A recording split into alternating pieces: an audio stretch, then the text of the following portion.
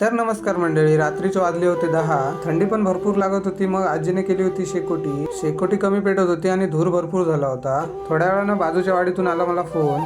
Patient घेऊन जायचं होतं लांजाला. मग काय दिलरुबा काढली आणि निघालो भाडेवाल्यांच्या घराच्या दिशेने. काकानी काकी येऊन बसले दिलरुबामध्ये. त्यांना घेतलो आणि निघालो लांजाच्या दिशेने. काकींना घसादुखी आणि ताप पण जोरात भरला होता. तर मंडळी, थंडी पण भरपूर आहे, काळजी घ्या, गरम पाण्याचा वापर करा. तर मंडळी, अर्धा पाऊण तासाच्या प्रवासानंतर येऊन पोचलो मी आयुष्यमान हॉस्पिटलला. काका आणि काकींना हॉस्पिटलच्या आतमध्ये घेऊन गेलो.